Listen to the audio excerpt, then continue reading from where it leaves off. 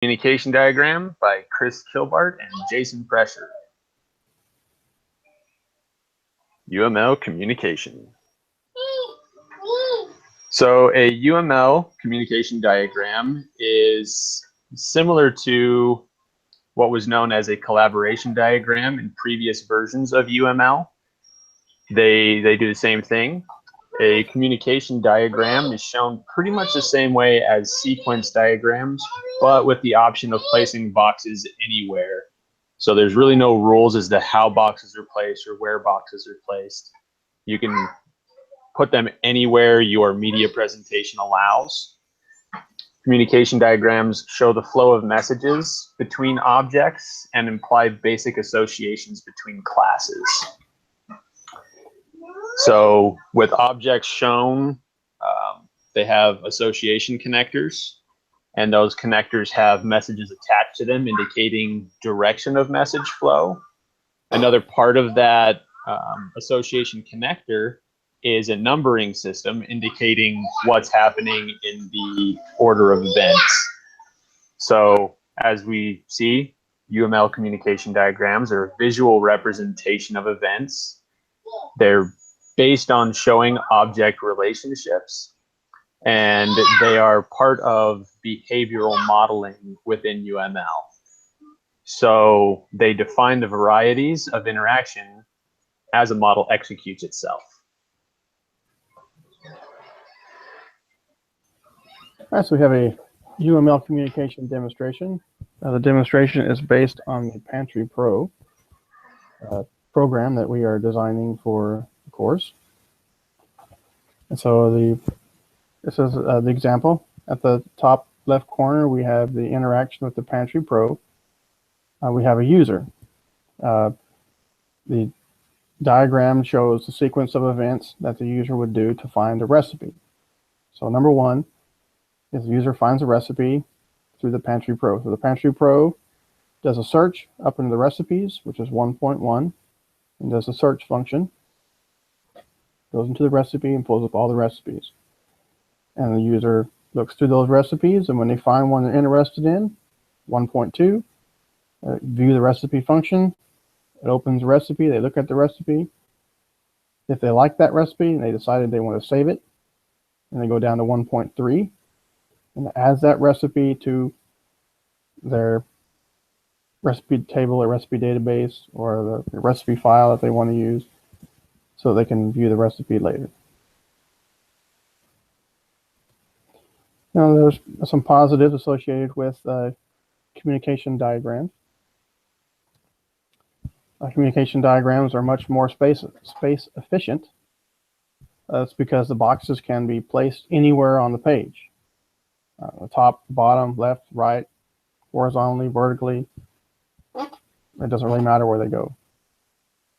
And modifying the sketches is much easier. Let's say you've created the diagram and the box is in the wrong place, or you can erase it or delete it, redraw it somewhere else, either next to where that box was or out somewhere else. In contrast with sequence diagrams, everything must be on the right edge. And because of that, it uses up all the space really fast. And then developers can see how fast it eats up that space real quick. And in UML communication diagrams, it's better to illustrate the complex branching, iteration, and the concurrent behavior associated with the UML diagram. So the downside of communication diagrams is that they can be hard to follow at first glance. Due to the nature of the boxes not having to be placed in any specific order, you really have to focus, and this is imperative, on reading the sequential numbers that are attached to the messages and what's being communicated. Otherwise, this system will make no sense. The diagram that's on this slide is a perfect example of that. If you don't follow the numbers, starting with 1 to 1.1 to 1.2 and so on, then it's just chaos. And that's not what we're trying to show with UML diagrams. So with communication diagrams specifically, they are hard to follow at first glance. Another thing that's kind of a downside is that there's no specific naming system for communication diagrams. And so because of that, they just use the generic names. So for long-term naming of communication diagrams, we use the word interaction, as is shown in this diagram on the slide. It says interaction online bookshop. And if we were to have the short-term name instead, we would simply use the letters SD, and then it would say online bookshop, and the diagram would look a little bit different than it's currently shown here. But those are kind of the downsides. So again, hard at first glance, no specific names.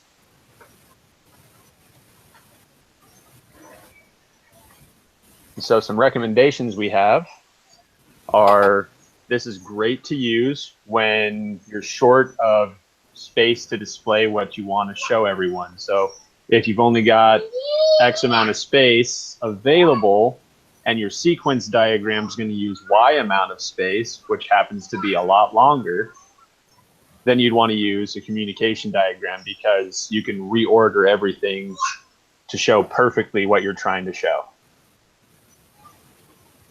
And another recommendation is that our notations on the diagrams need to be more complex, and more description or whatever is needed. We should avoid using UML communication diagrams. Maybe use sequence or something with better notations. And so that's our presentation on UML communication diagrams. I hope you enjoyed it. And